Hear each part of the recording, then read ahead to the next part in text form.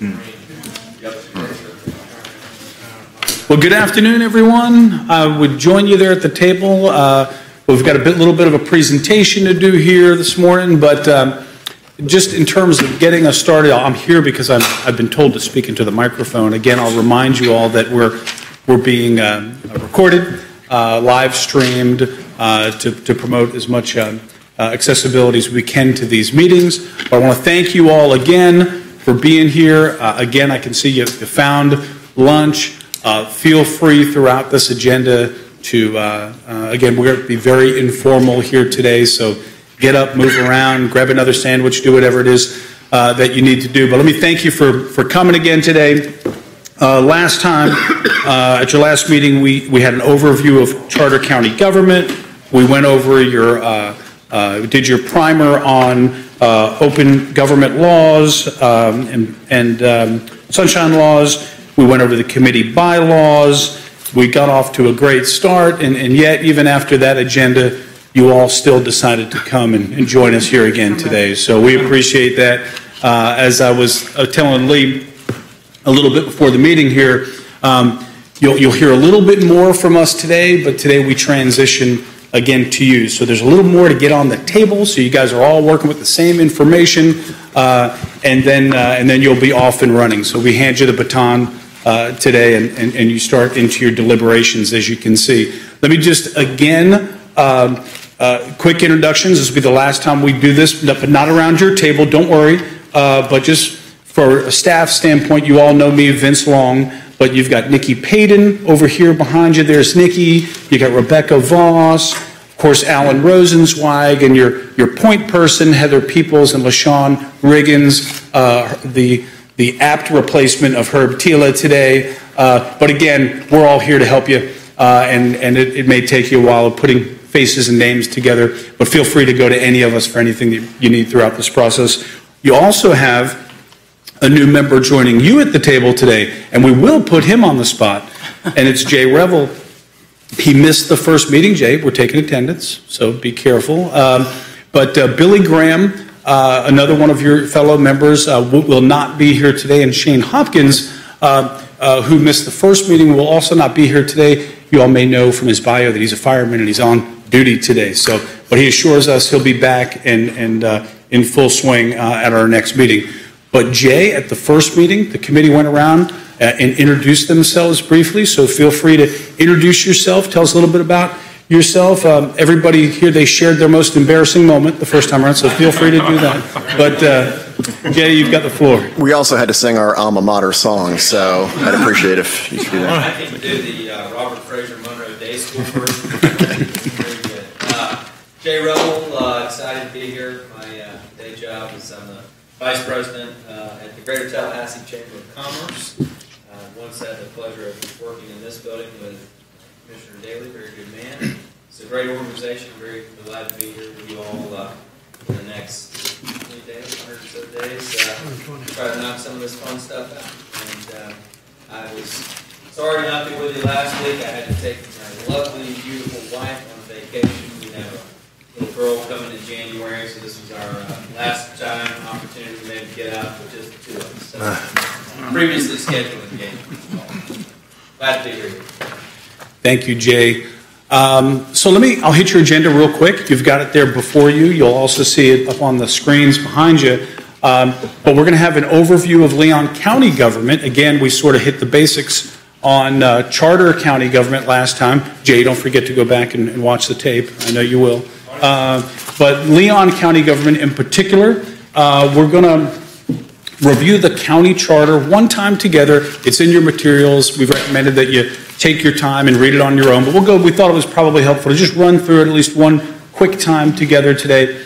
And we'll do that. You've got the approval now of your bylaws, the election, of course, of your chair and vice chair, and then you guys are off and running for this meeting, which will also include your initial committee idea or proposed charter amendment deliberations. I'll hit one more time the process on that before handing it off to you all. And of course, as you'll see on each of your agendas, you'll always have a spot on the agenda for interested citizens who may wish to provide comment to the committee.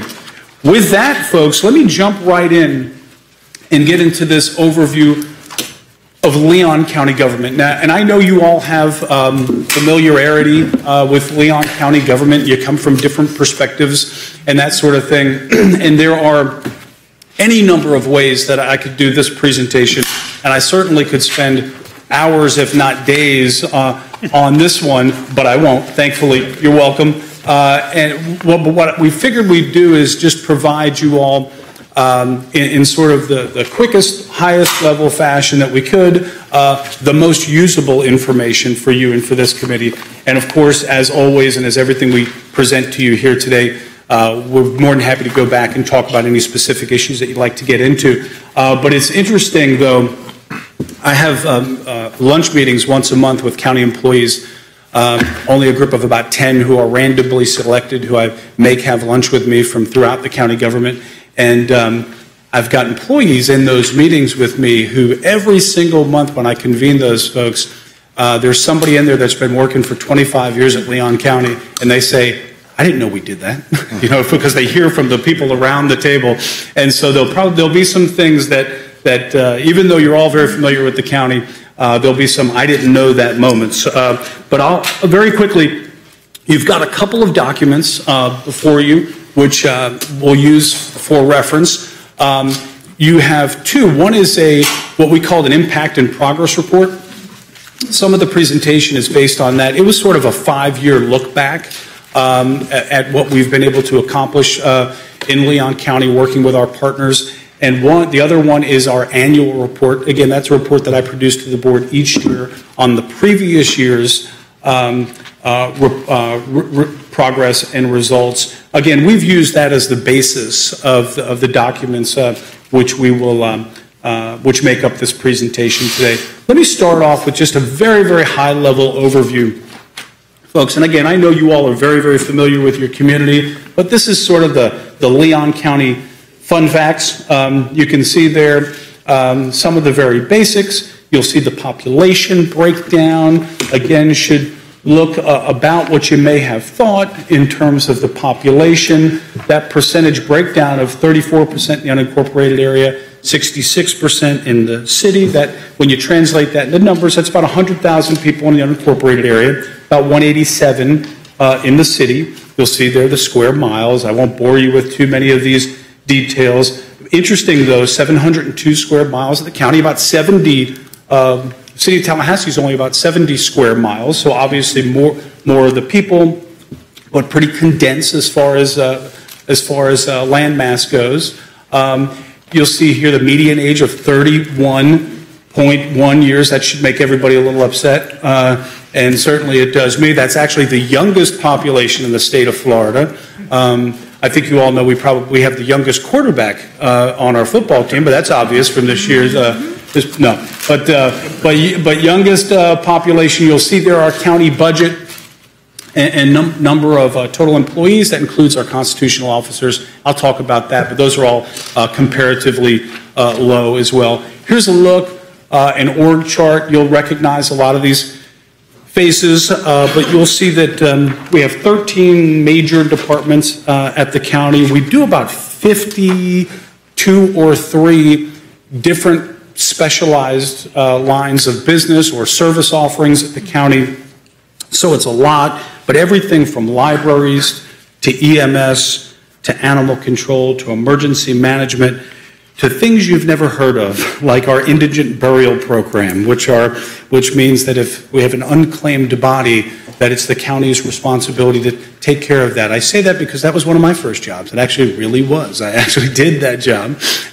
To the breeding of fish that eat mosquitoes, Kim. So there's a lot that you know about, but there's an awful lot there. And again, as I said in the first time we talked at your last meeting, a lot of these are state mandated type of services, and you could kind of differentiate almost by looking at them what those are. And then you have your complement of local services like your EMS and your libraries and that sort of thing.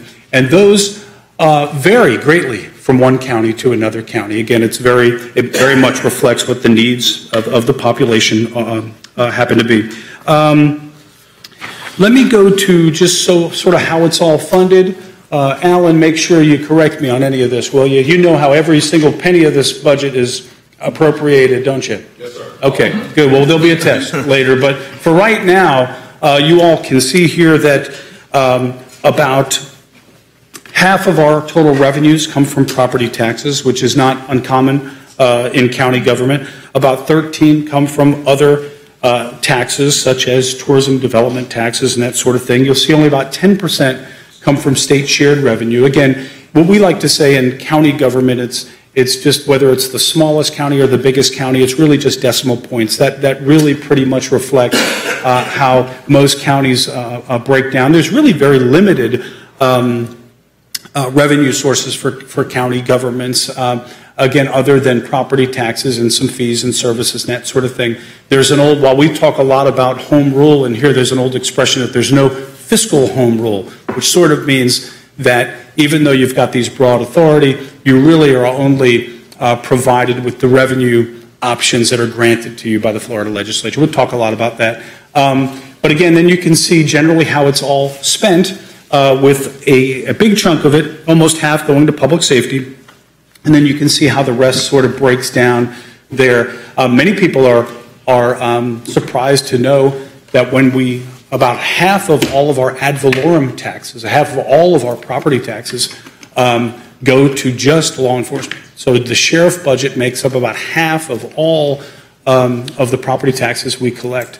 And about 75% of that, or the county budget, goes to fund the constitutional officers. So those things that you think of as county services really only represent about 25% of the budget.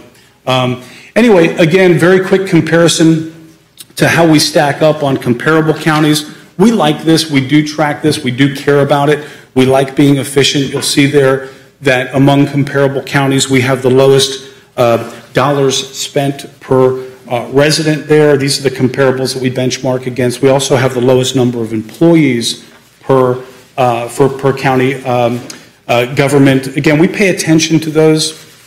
We like that. It's definitely a measure of efficiency. We also like to say that we have the added challenge of doing that and reaching that metric with the most taxes off the tax rolls. So that's another hurdle that we jump there relative to state property tax exemptions. So that's an additional challenge that we have relative to our peers. But as I often say, and I remind the board every time we enter into budget discussions each year, is that efficiency is one thing. And you have a lot of organizations that can be very efficient.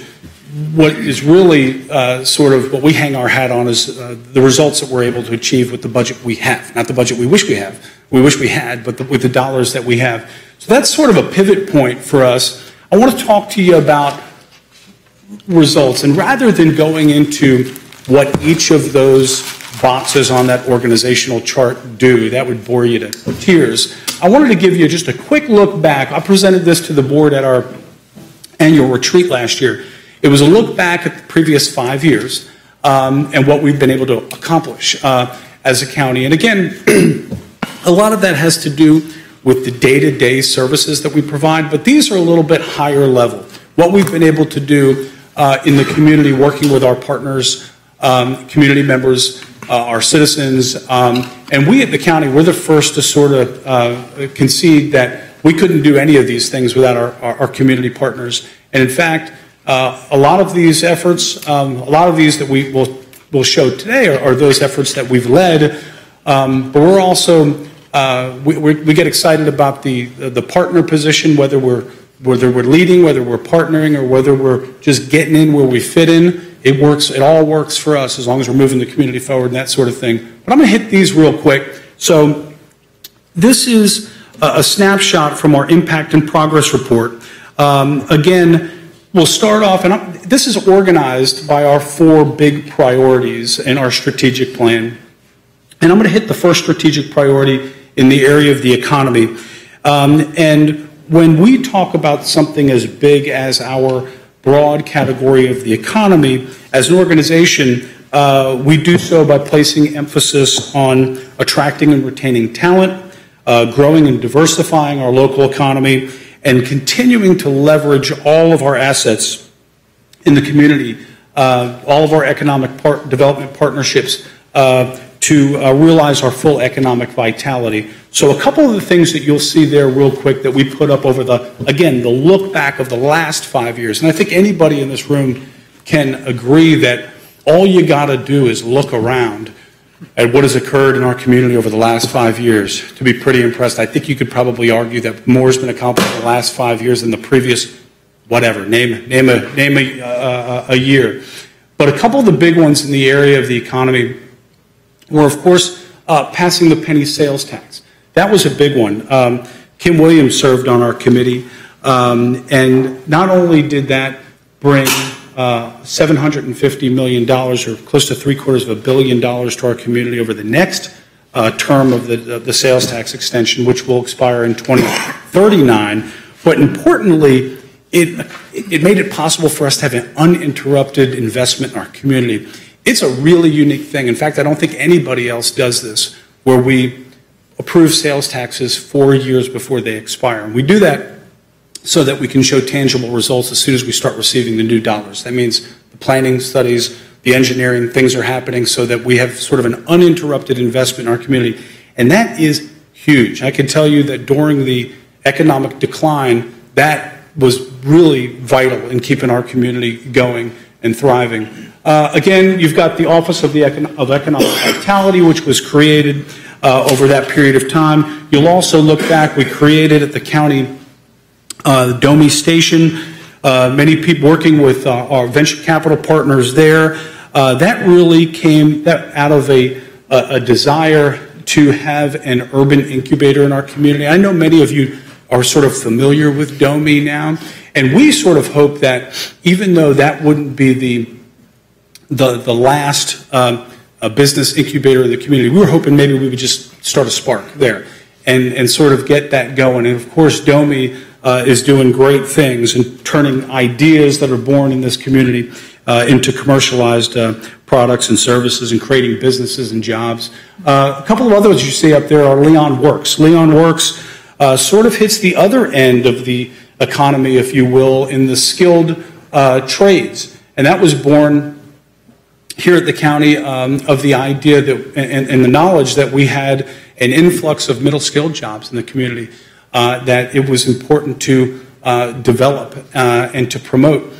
So kids coming out of school that don't necessarily need a 4-year college degree could be exposed to all the opportunities in the skilled trades that exist. And we know the numbers, we know the number of jobs that will exist in the next 10 years, and we want to have a ready workforce ready to hit those jobs running. So Leon Works now 3 years, Heather, is it three? Third year? We had to actually have to move Leon Works to the Civic Center this year with about 400 students.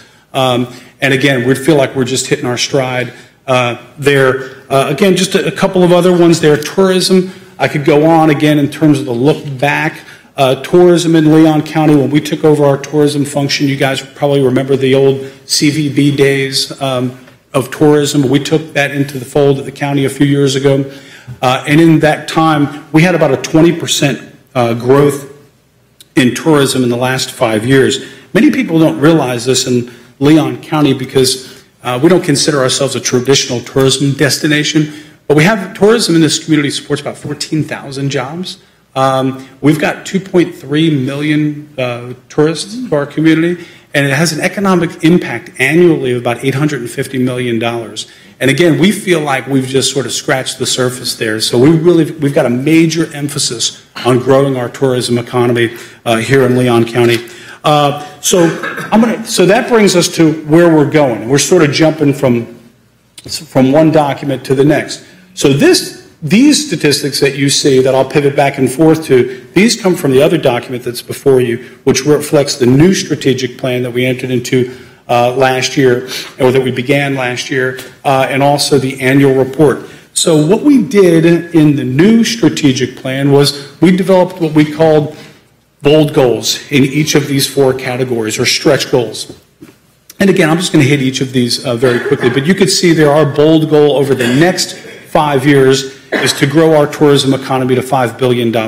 We thought it was important to have bold goals or stretch goals because it conveyed to our employees what we thought was possible. It conveyed to our partners, again, what we thought we'd be able to accomplish. They're a little different than our 5-year targets, because our 5-year targets, we expect to hit those. But our bold goals in each one of these categories really represent sort of a stretch goal, not just simply a continuation of a project or money that we know is coming in or things that we know we're doing. We thought it's important to throw deep, and you'll see that in each of these categories.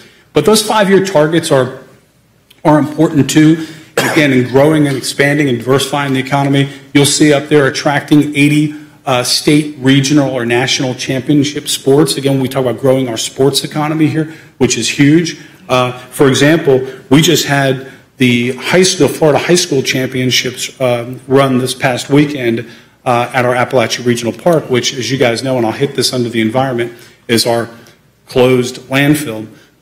And very quickly here, that has become the cross-country track that we built there in cooperation with Florida State has really become a premier destination for cross-country races. In fact, we just landed consistent with this goal, we just landed the NCAA's a national cross-country championship for 2021. The first time the National Cross Country Championships have been held in the state of Florida in 79 years.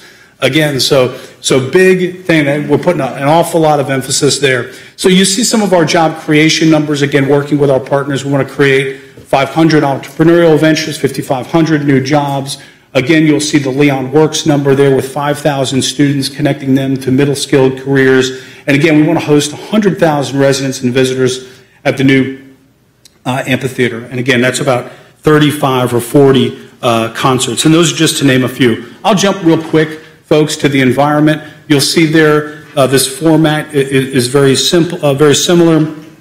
But again, we value our environment here in our community, not only as for its natural beauty, but also as a vital component of our community's health and economic strength and social offerings. So you'll see here a couple of big things from the previous 5 years.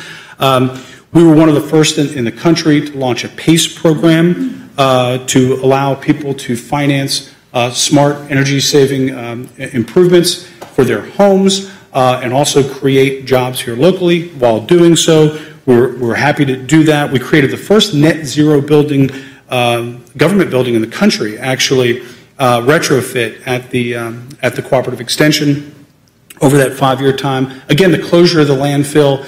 That's a biggie. Kim likes that one, right? Closure of the landfill, and to increase recycling and that sort of thing. But, you know, a lot of communities look at us, and we really think we've got our bases covered in this regard, but they look at us and they say, well, are you sure you guys are going to close a landfill, a permitted landfill? You know what I mean? That's a big sort of thing to do as a community.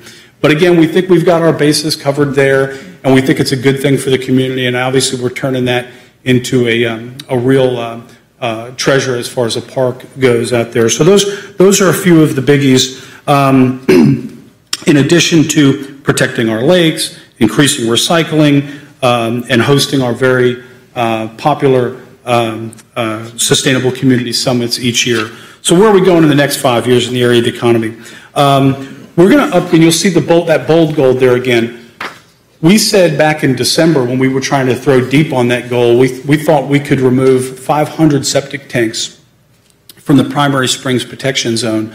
I could tell you already, funny thing that happens, I tell my kids all the time, okay, it's just a dream until you write it down. Now it's a plan. And so in doing so, I could tell you that number is already way more realistic in the first year than we thought it would be. And I'll tell this room that frankly, we didn't think we'd be anywhere close to that number. That was a 5-year number. We're probably close to 400 already in removing those septic tanks out of the We're going to have to weigh up that number. But again, so removing those from the Primary Springs Protection Zone, again, planting 15,000 trees, including 1,000 on the canopy. We'll make sure none of those come down in a storm. I don't know how we're going to do that. And you'll see, again, some of our other big targets in the area of the environment there. Moving into quality of life, which is sort of a big catch-all, where we work to ensure that Leon County continues to be a place where people are healthy, safe, and connected to the community. Again, when I talk about looking back over the last 5 years, looking at sort of what we've been able to do as a community, you'll see a couple of the biggies up there in the area of quality of life. The public safety complex, certainly the expansion of our library system with new libraries in Woodville, Lake Jackson, and the East Side branches. We added about 500 acres of park land over the last 5 years. And of course, EMS. Anytime we talk about quality of life in our community, we talk about EMS. You would expect me to say this, but I honestly believe that we have one of the highest performing EMS systems in the country. People who work around here would get sick of hearing me talk about this, but it really is one of those tremendous services that we offer at the county. One of the things that I'll tell you about that really bring that home is that here's a national statistic for you: 7%. 7% of the time when somebody calls 911 in full cardiac arrest, 7% of the time they're revived. 7% of the time they survive that. So 7% of the time when someone's in full cardiac arrest and they call 911, the survival rate nationally is 7%. Wow. The survival rate in Leon County is 33%. And that's primarily due to, and you all will see this in the community, but one, the proliferation of AEDs. We've done a lot. They're in every public building. They're in every police car. They're in every ambulance. They're in every sheriff's car. They're in every gym. They're in it, and we do these. We go around EMS. We change the batteries. We make sure they're up. We make sure that people are trained. You guys have all seen Press the Chest, hopefully in the community. We moved that to the Civic Center not too long ago, where we're now training 1,500 people in one day in CPR. We're doing it at every school. We're doing it everywhere. So again, working with the community and doing this is really important. We also, I should say, don't have our EMS units stationed in fire stations. Nothing wrong with fire stations. We love our fire stations, but we have them parked on the streets with a paramedic in the truck on an 8-hour shift, ready to put it from park to drive. And that's our response time. Spread out throughout. That's not a model that you'll see in various places. Certainly not a public model that almost exists anywhere in the country, because it's a very hard, it's a very highly performing model. It's a harder model, frankly, to work. But again, it's a much more higher performing model for the community. But again, you'll hear me talk a lot about that. So where are we going? Quality of life, a lot of great benchmarks. Here's one that might be interesting to you. In our 5-year sort of throw deep goal, we want to secure $100 million in veterans benefits over the next 5 years for our community. And again, I can tell you we're going to hit that number as well. We've got 5-year targets there listed. Again, you can see what I was talking about. Again, over the next 5 years, we want to train 8,500 more citizens in CPR and AED use. And again, we want to add 1,000 new acres of parkland to the public in Leon County over that period of time. This is my last category. It's the last of the 4 big strategic, what we call our core 4, our core priorities in the area of governance. This is the one that I probably like to talk most about, but I'll hit it just very quickly. You'll see there in the last 5 years what we've been able to accomplish in the area of governance. We've received just shy of 50 national best practice awards in the last 5 years from the National Association of Counties. Not many people know that, but it's something that we take a lot of pride in. I can tell you that's more national awards than we've ever received cumulatively up to that point. But I love it because it reflects the hard work of so many employees and the innovation and the dedication they bring to the job each day. And in fact, I would just break for that for a minute by telling you this year, NACO, which is where, again, the best practice awards come from, this year they put together 100, what they called 100 brilliant ideas. They said, we're going to go to the 10,000 county governments and accumulate and put together and share just 100 ideas. Leon County has 4 of those, of the 100. Those include the consolidated dispatch, the Let's Balance budget game, our strategic plan, obviously, which is in front of you now, the ARP, the Appalachia Regional Park, the closing the landfill and doing what we've done out there, again, are those 4. So again, in the area of governance, you'll see that our bond rating is something that, a lot of people look at in terms of the health of organizations. We're at a AA+ bond rating. Actually, our bond rating went up during the Great Recession. We saw, for the first time ever, municipalities go into bankruptcy over that period of time.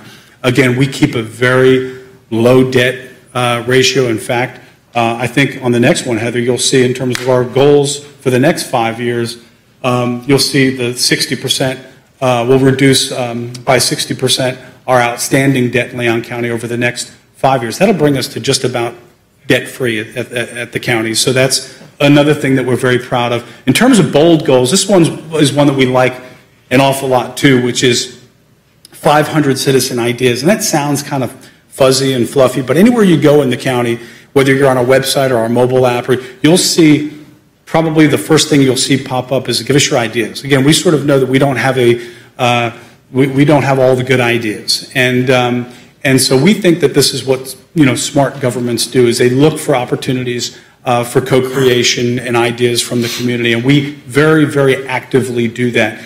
Each year along those same lines, every 2 years actually, every department in the county opens up our doors for our sort of frequent flyers as well as other citizens, and we say, I think Gordon's probably served on these, I don't know, Kim, others in the community, we say, tell us how to do our jobs better. We do that every 2 years because on the off year we do where we do it with all of our departments, with each other, cross-departmental stuff. So these are things that we have built in, but they all fall in the area of governance, and we certainly put a lot of attention there. Heather, let's see, where am I? That brings me to the end of that, the quick overview. The way I'd like to end this for you, now that you have sort of a very broad idea of what the county does, I'd like to show you a quick 3-minute video. This is the annual report that we produce each year, and I present this to the board in video format. I like it, again, because it not only sort of hits on all the different things we do, but again, it really shows you how we do all of those things that we do at the county, and sort of really highlights the culture that we have at the county. So here we go. And because our economic and environment... And the voiceover guy, we have to pay him big bucks. 2017 has been a year of great progress for Leon County government. Through our focus on the execution of our strategy, on the excellence of our people, and on the everyday issues of the citizens we serve, this year we grew in our operational effectiveness and expanded our impact on the community. While this was a year of great focus for our organization, it was hard to ignore that it was also a time when the word government became synonymous with polarization and partisanship. Rather than be distracted, we at Leon County continued to provide redefining, reaffirming moments to our citizens through service and stewardship to this special community we all share. This annual report takes a look back at the progress of the past year. It highlights Leon County's continuous efforts in setting the standard in public service and finding new ways to engage our citizens in writing a different story as we continue to shape our community together. And our community has continued to take shape over the last year with the completion of major infrastructure projects, the launch of bold quality of life initiatives, and as we continue to enhance efficiencies, create innovations, and improve service delivery to our citizens. At Leon County, we like providing a stark contrast to what some may have come to expect of government. This year, while the legislature was marred in debate about economic development, job creation, and tourism incentives, we at Leon County continued to take a long view in our efforts to create a vibrant local economy and premier destination for entertainment, culture, and sports tourism, and that focus is paying off. For example, because of the big economic benefits to our community, the county recently set a goal to host 80 sports championships over the next 5 years. And this past year, we won the bid to host the 2021 NCAA National Cross Country Championships at Appalachia Regional Park, the first time these championships will be held in Florida in the event's 79-year history. We continued to bridge the skilled workforce gap with Leon Works, and also by starting our junior apprenticeship program to fill the next generation of high-skilled, high-wage jobs. And because our economic and environmental goals go hand in hand, we launched our PACE program, which will give homeowners the ability to finance clean energy improvements, save money, and create local jobs. With so much rhetoric in the public realm these days, which seeks to blame, isolate, and divide, we at Leon County continued our strategic focus on being a place where people are safe, healthy, and connected to their community.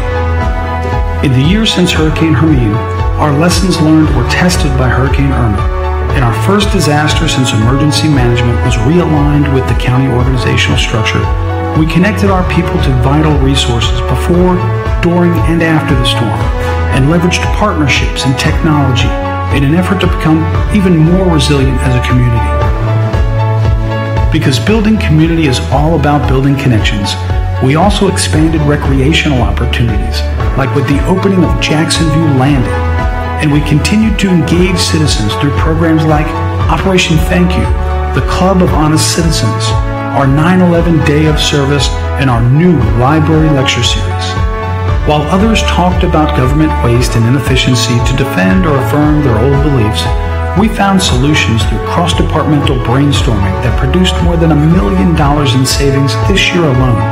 The county also received more than a dozen national awards for innovation and efficiency in government, all while challenging ourselves to implement 500 new citizen ideas over the next 5 years. In all the ways that Leon County touches the lives of so many people we serve each day, whether it's helping a veteran, responding to the scene of an accident, or serving patrons in our county libraries, we strive to put each person first, as we did in 2017. While we will continue to face the same distractions and challenges of communities and governments everywhere else, as we look back at the progress of the last year, we see a county that has proven to be a government that listens to the citizens we serve, solves our problems, and ensures that our community continues to be a place like nowhere else, as demonstrated through the pages of the 2017 annual report. Well, like I said, that was, believe it or not, the really short version of it. And it was the one that I could almost say with a straight face would constitute the most entertaining version of going through what is an organization the size of ours. And I know what folks really want to know is, I don't really care about, what this department does, that department does. Again, what impact are you having on the community and that sort of thing. And again, I thought that was important to sort of share with you all here at the outset, so that not only you've got a good feel for, again, charter county government, like we talked about last time, but actually the government that you're sort of going to be under the hood of here very, very shortly. And so with that, the next item on your agenda is to walk through together the county charter. But before I do that, let me just pause and answer any questions that you might have on any of what you just heard in terms of the broad overview of Leon County. Anybody have any questions or any thoughts or comments or anything? Gordon? The 500 septic tanks, the ones that are those being replaced with new septic tanks, or are you putting them on sewer systems? I was just curious what was happening. For the most part, and Alan, jump in on this one too, we've been working with the Florida DEP. And we've been we've got a couple of things going on. They really like us right now because they know that this is a problem that we're dealing with in our community. And we're a little bit of a test case in terms of dealing with what is the category, what is our spring called? The primary spring protection zone, but the category of spring that we have that we're protecting. Anyway, there's several of those throughout the state. And as you know, the technology isn't quite there yet in terms of the souped-up, high-performing septic tanks. So what we're doing, Gordon, is one, yes, we're looking at subdivisions and fairly dense areas where we could take a subdivision and retrofit and put it on sewer.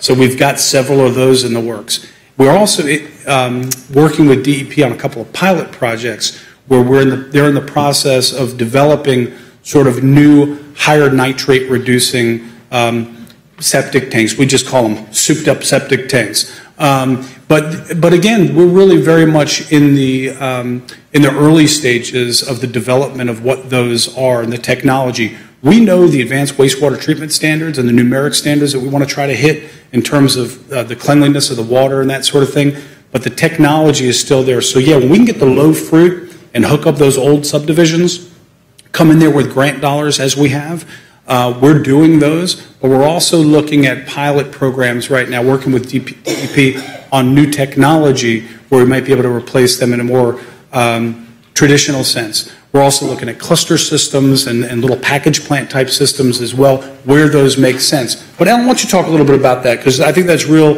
interesting, and I know you've been working a lot on it. As Vince said, so overall we have 4 different grants we're working with the state on right now, and in terms of leveraging the dollars, of course, we're able to take about $9 million of local funds and match it with $10 million of state funds.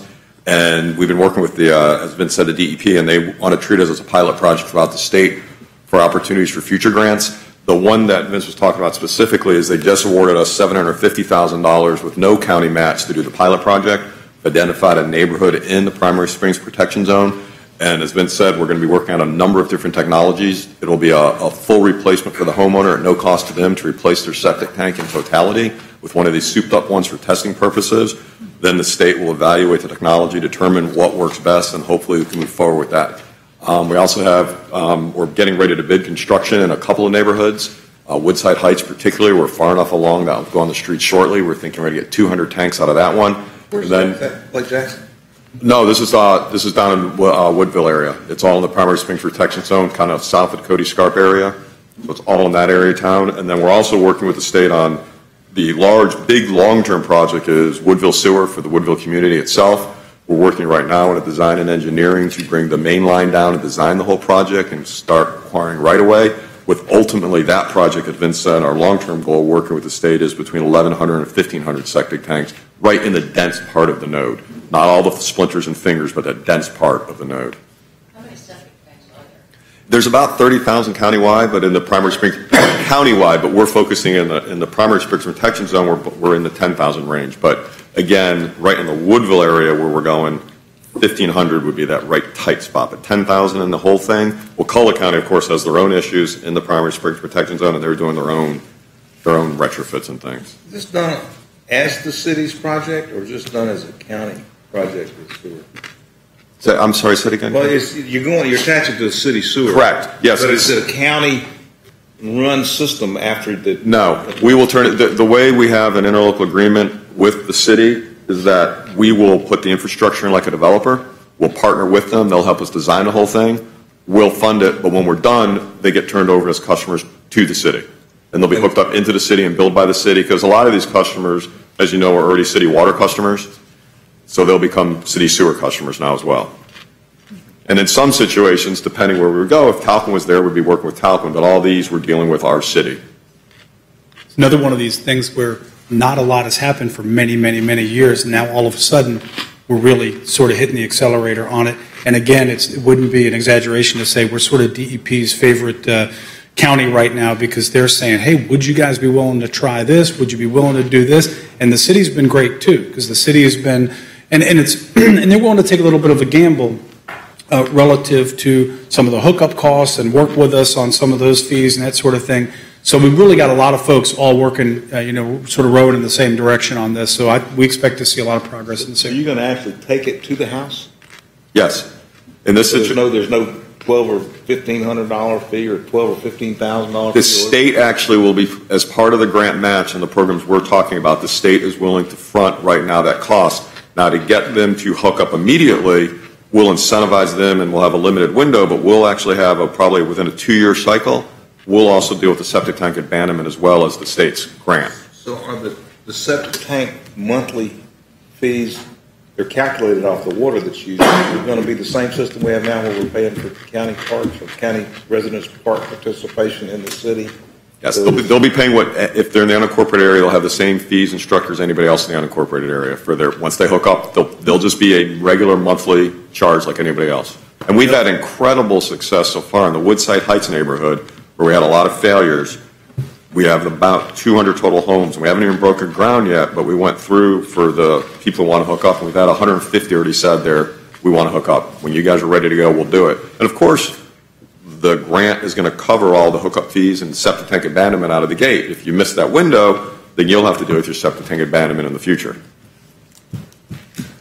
Yeah, I remember on the sales tax committee, the challenge was the cost to maintain it, and the septic tanks that are smart septic tanks, I guess you'd call them, all have electrical consumption that may run $30 or $40 a month in some cases. But in this case, they're going to sewer. Yeah, this basically going to sewer, and the stuff you're talking about will be on the pilot project, standalone on the site, and those will be issues that will be evaluated by the state as we go through that program with them. All right. Any other questions on anything else you saw? Well, we're not going anywhere, so if anything pops up, obviously, just let us know. And with that, and with your time in mind, let's move right into the review of the county charter. Again, now we're getting real closer to home for you guys in terms of your work here today. So what I wanted to do is, again, we thought it would be helpful to you just to sort of walk through the document as a group just once. And when I say walk through, we're going to kind of run through, because I know that this isn't one of those things where we're going to talk to you about each provision and each article. We're just going to sort of walk through it so you can familiarize yourself with how it's organized and what the provisions are. And then you as a committee will be able to determine sort of the areas that you focus on. So in general, the county charter has 5 articles. These are all straightforward. They're very reader-friendly, but feel free to stop me at any point and ask questions. Like I said last week, ours is very much a starter charter. However, there are some unique provisions in the charter, which, again, I'll stop on and sort of elevate just as examples to sort of talk about a little bit here, some of which were added by the last charter review committee. I'll point those out as well so you can get a feel for that. And again, I encourage you to take your time and read the entire document when you have time to do so. So we'll start with Article 1. This establishes Leon County as a charter county government, and it defines our relationship with the city and the state. I've highlighted a couple of sections here, again, because I know these may be areas that you want to talk about a little more and that sort of thing. But the first section I want to highlight is Section 1.6, which outlines our relationship with the city. And as you see there, it says, except as otherwise provided by law or this charter, municipal ordinances shall prevail over county ordinances, and we said ... It says within the city limits. So just very much like it works in general law or without a charter county government. And it says except as provided by this charter. Oh, and then you see 2 there that comes afterwards. That's when the last group, like you all, met, and they said, you know what, where it would make some sense is to do this where, again, geographical boundaries really aren't really important. And that was in the area of environmental regulations. And what that committee said, and what they forwarded to the board, and which the board put on the ballot, and which the citizens ultimately accepted, was to establish countywide minimum standards. And the city can be more restrictive, but they can't be less restrictive than these standards. But it also, frankly, sort of eliminates the need to have duplicative standards if you already have a minimum standard in place. If we say, hey, the trees to protect in the development process is a 10-inch round, this kind of tree, then it really eliminates the need for a city or the city to go back and say, well, we'd like it to be 8 inches. That doesn't mean that happens all the time, but we saw this as a good positive step in that direction. And of course, that was a charter amendment in 2009. This transfer of powers provision, you'll see, and again, you guys can follow along there in tab 2, is it? Is a transfer of powers provision. Again, I sort of pulled out a few of these that may make you stop and say, well, what is that? This simply says that the charter county may accept, upon request of the city government, the transfer of any powers that the city would like to, again, upon a majority vote of the city, to transfer to the county. This also just sort of reflects what's in the state constitution, which says that upon a dual referendum requirement, which simply just means that that this has to pass on the referendum by the citizens inside the city as well as in the unincorporated area. We've not exercised this provision, but the provision is there. And again, it's not needed for the purposes of if we are doing it contractually or if there's an interlocal agreement, like we have an interlocal agreement with the city to provide fire. This would be a transfer. So this is like a permanent transfer of a power or authority that, again, would be in place, and it wouldn't be an agreement that had a term that expired in negotiation and that sort of thing. this would be a transfer of powers, I would say for all times to come, but at least for all times until this provision is changed by a subsequent vote in the form of a charter amendment. Next one we have there is relation to state law. This is an interesting one, and this is one that we actually sought out and put in the initial development of this charter. It was reflected in a couple of other charters, and again, we really liked it, and you'll probably see why here in a minute. But basically what this says is that, and we all know the legislature convenes across the street, and they pass general law, which applies to the entire state of Florida, but they also pass special law, and again, which applies to only a specific geographical area, like a Leon County. And what this charter provision says is that special laws of the legislature shall be subject to approval of the voters in a charter county. And to give you an example of what that means or how that works, and the courts have upheld this provision in other charters, but what it means is if the legislature were to pass a special law for Leon County, there was talk a couple of sessions ago that, and you all may remember reading about this in the newspaper, that the legislature wanted to rename Appalachia Parkway Ronald Reagan Parkway. I don't know if anybody remembers that, but that was and of course you can do a lot of things and you can memorialize them and dedicate them, but they wanted to rename, and there was talk that there would be a special bill to rename Appalachia Parkway Ronald Reagan Parkway, just as an example. If they did that as a special act of the legislature, it would be subject to if the community, if the voters wanted to challenge that, because as you might imagine, the merchants along Appalachia Parkway went crazy relative to their readdressing and all of their business purposes and that sort of thing, that could be challenged and overturned by the voters in a charter county. So that's what that is relation to state law. It's also in some charters referred to as special law preemption. Next thing we have here, again, just in hitting these very, very quickly, in 2.1, this section 2, again, establishes our governmental structure. You'll see here that, again, like we talked about last time, it calls for an elected county commission and an appointed county administrator. It establishes our council manager form of government, with the elected body serving as the legislative branch, adopting policies and budget. You'll see in this section there before you our 5-2 districting scheme, which is 5 districts, 2 at large. I know we had some conversation about that last time. It also establishes our county commission seats as nonpartisan. That is a unique feature of the charter, which can only be done through a charter in a county. Again, it talks about the separation between the legislative and the executive function. Also included in that section, you'll see, and again, we were just sort of taking out certain pieces which may be of interest to you all, the limitation on campaign contributions. Again, we talked about this a little bit. This was adopted in 2009, which at the time, the state limitation was 500, and the Citizen Committee elected to have a proposed charter amendment which lowered it to 250. At that time, half what the state level is. They've subsequently lifted the state level to 1,000. So again, we put that up there just to be illustrative to you all. Again, going to section 3, preservation of constitutional officers. I talked a little bit about this last time. This is not unlike most county charters in that the initial charter at least preserves the elected status and the statutory functions of our constitutional officers.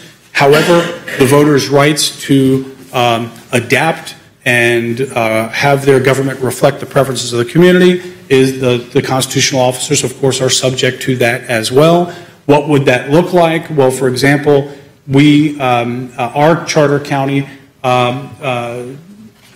defines and prescribes that the supervisor of elections shall be a nonpartisan body. That's a unique feature. But sort of at a little bit higher level, could you go in and say, for example, we do not, we shouldn't have an elected tax collector. That should be an administrative function under the county administrator.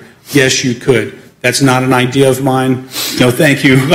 We're great. But it's just an example for you all that you could, those things could be done. And again, this goes back to what I talked about at the first meeting when we talked about how that old Florida Constitution. So a lot of these constitutional officers reflect that. You'll go to some states and they'll say, constitutional what? Some states, they refer to them as row officers. If you tell somebody in another state that you have an independently elected supervisor of elections, they'll look at you like you're crazy. We're the only state in the country that has that. And again, so a lot of these come from an old 1868 Florida Constitution. But again, so the legislature didn't have to go through comprehensive local government reform. They said, charter county governments, if you want to change it, you can change it. But if it's working for you, if your local electorate likes it that way, you can keep it.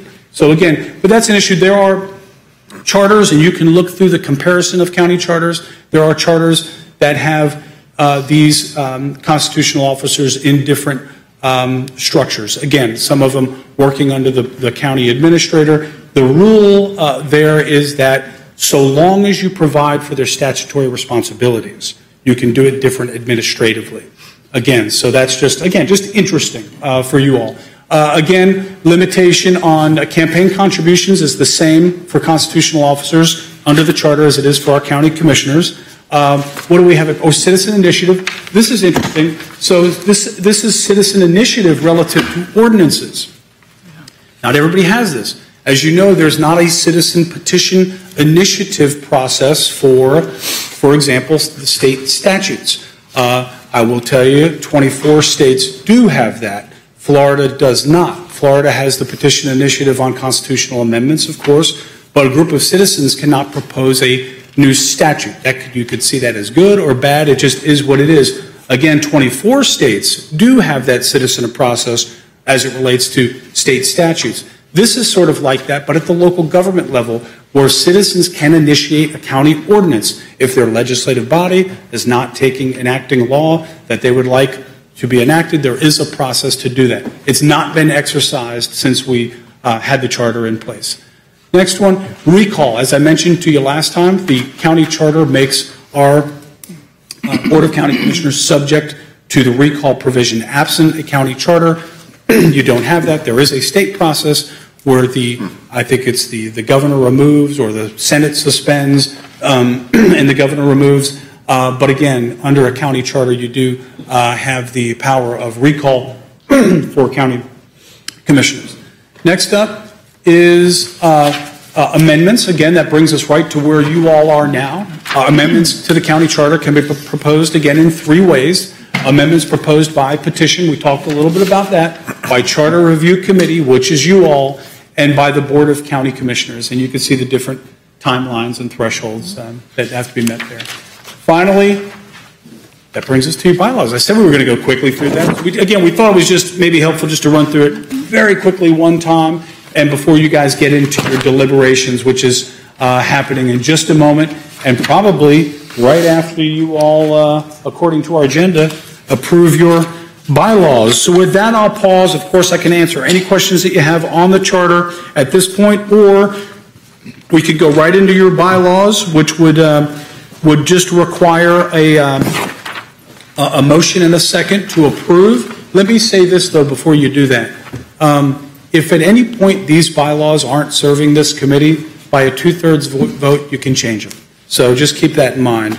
They're here to serve you. If at any point in time you hit bumps in the roads and it's not serving this committee, by a 2/3 vote, you can change them down the line. So with that, I'll hand it over to the table, and if there's a motion and a second, we can approve your bylaws. I'll make a motion that we approve the bylaws. I'll second. Okay, there's a motion and a second, and pretty soon I'll be handing this function over to a chairman here. But there's a motion and a second. Is there any discussion? Hearing none, all those in favor, please signify by saying aye. Aye. Any opposed? Very good, it passes unanimous. Let me go, before we jump into your process and before we elect a chair and a vice chair and then head into your first order of business. We're doing this just for Jay Revel since he wasn't here last time. But you can see here, this is don't forget, folks, about your green cheat sheet there. Again, all it simply says is it gives you your process for idea deliberation. Again, you all, once you elect a chair and a vice chair, you can talk about any idea you want. You can talk about it for as long as you want, but for it to take the next step, it just requires 4 votes. What does that next step mean? That just means you're going to ask staff to bring it back and with an analysis, or you kind of like an agenda item to discuss, but that requires 4 votes. You'll ultimately get to look at, once you do that, you'll ultimately look at any proposed amendment and evaluate any proposed amendment a minimum of 3 different times with increasing voting thresholds to ultimately recommend it to the Board of County Commissioners, which requires 10 votes of the board, of the committee, rather. I will say, just as a sort of a housekeeping thing, when you all get to the point where you're taking votes, when it's unanimous, no problem, we get that. But when they're not unanimous, we may call for a vote, a voice vote, and do a roll call, just so we can make sure that we get the votes recorded properly. So with that, and with that as just a little primer and just a reminder of your green sheet that you got there, we'll jump right in to your election of a chair and vice chair, and I'll take a step back and leave it to the table. Are there any motions that anyone would like to put in consideration for your chair? I'd like to put Lee Hinkle's name. Okay, you've got a nomination and a second for that nomination. Is there any discussion or any other nominations that you'd like to place into consideration? Lee, I'm going to let this one hang here for a minute and see. No, I'm going to keep it moving.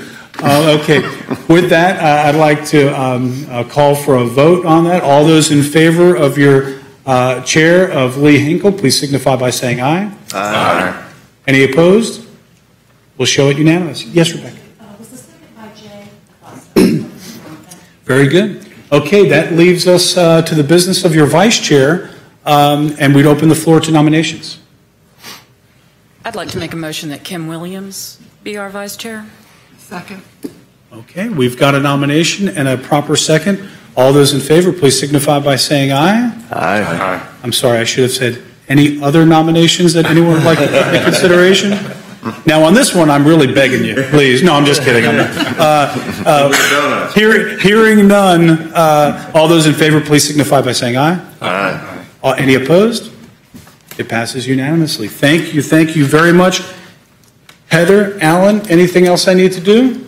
Yes, sir. Speaking from Myers. Okay, very good. Lee, I'm turning it over to you. Thank you, Dennis.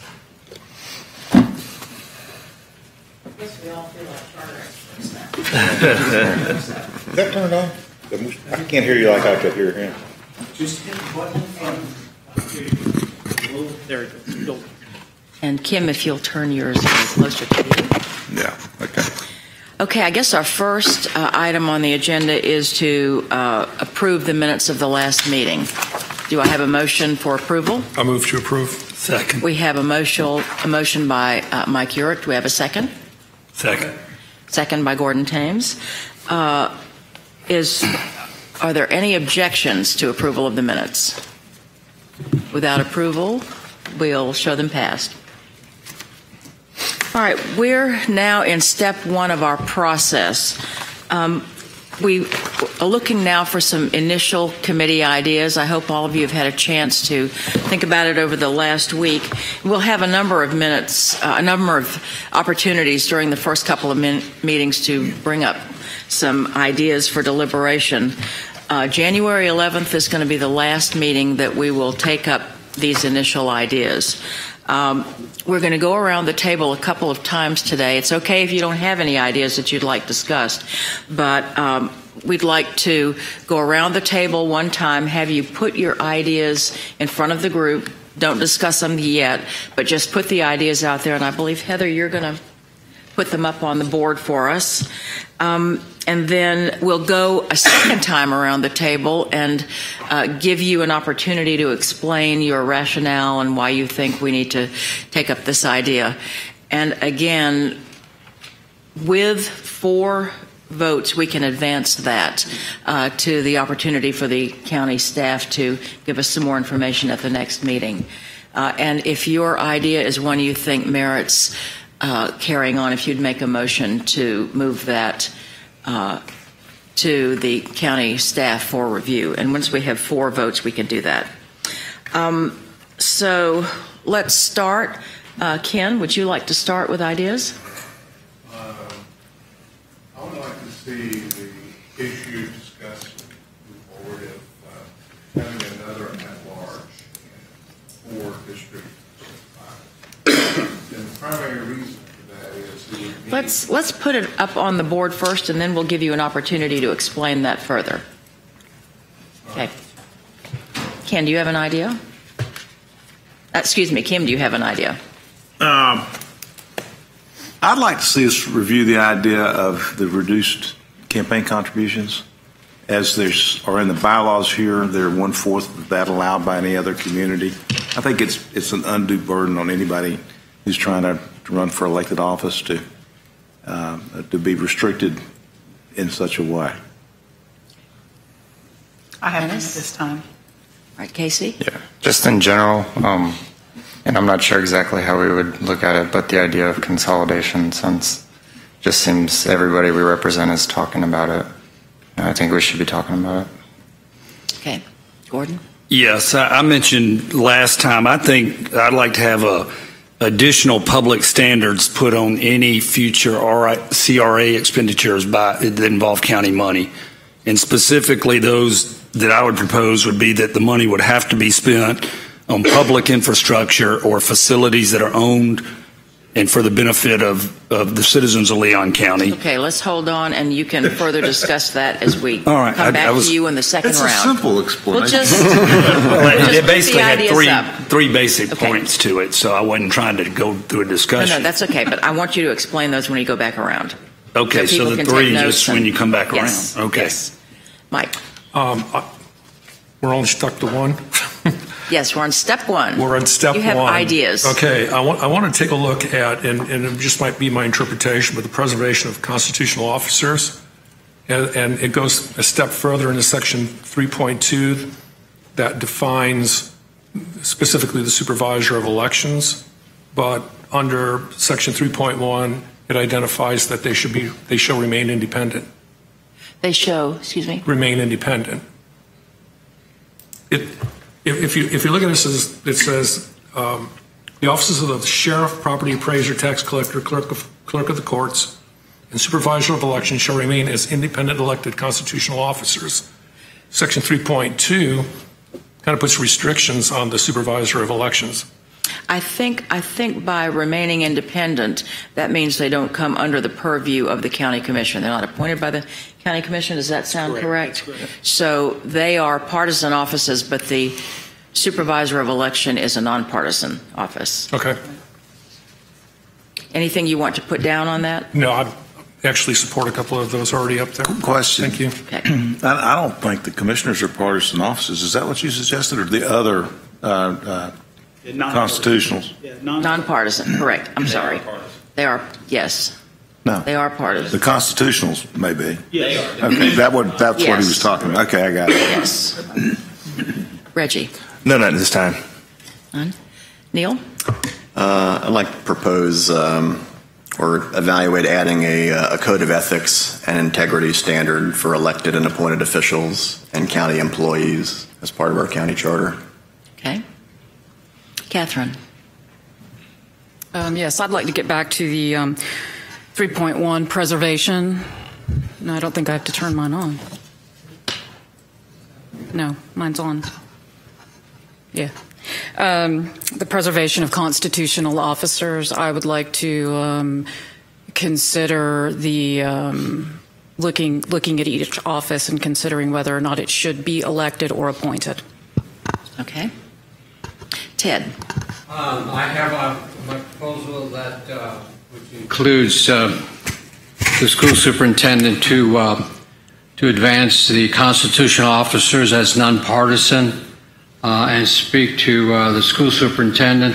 And I needed to disclose after a discussion with our attorney last week that everyone needs to know that my son is Rocky Hanna. He is school superintendent. And I asked if there was a conflict if I brought this to the forefront. And Mr. Tila said there was no conflict. Okay. Jay? I have a rather long list. No, I'm kidding. Just joking. I have two things. on the discussion regarding the potential to go to a third at-large commission seat, I'd be interested in having a conversation about maybe even looking at going to, for the district commissioners, where you might have a primary election within your district, but elected county-wide once you have the top 2 finishers from that district. Does that make sense? No. That doesn't make sense?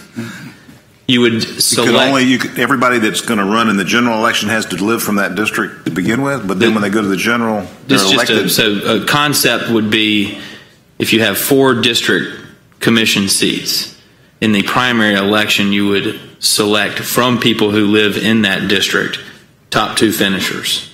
And of those top 2 finishers, the entire county electorate would have an opportunity to choose who the commissioner is. Something worth considering. The districts have candidates, but not necessarily representatives. No, the district would have a representative, but they would be elected countywide in the general election. Is that done somewhere? I don't know. It's a good question. Okay, but they may not win. Yeah, I can give you some. Yeah, I had a question on that item. That should be constitutional officers and superintendent of schools should be nonpartisan. Okay.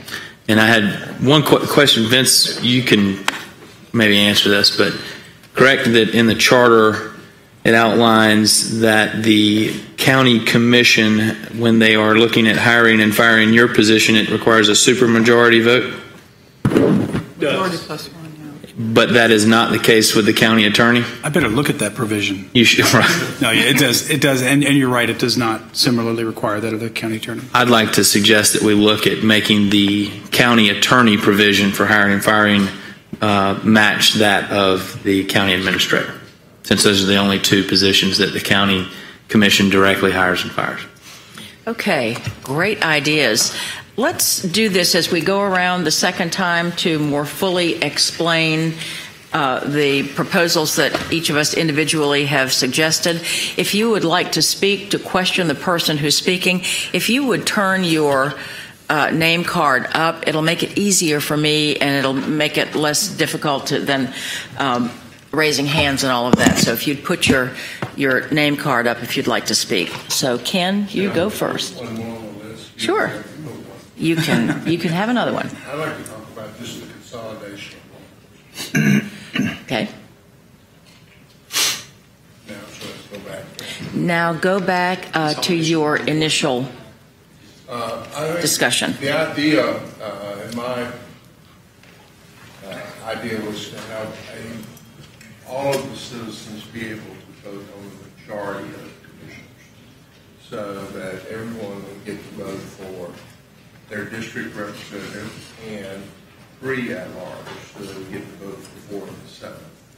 But it wouldn't necessarily disturb, I think, I haven't looked at the law on it, but it wouldn't disturb what Herb was talking about last time. You could still have the same minority district and minority access district, and 2 more districts. You would still, everybody would get to vote for. Microphone. Everybody would get to vote for a majority of the commissioners. Catherine. Yeah, I'm just, help me understand why. What, to what end, why do you think it's important for the residents of Leon County to be able to vote for a majority of the county commissioners? I'm just out of curiosity.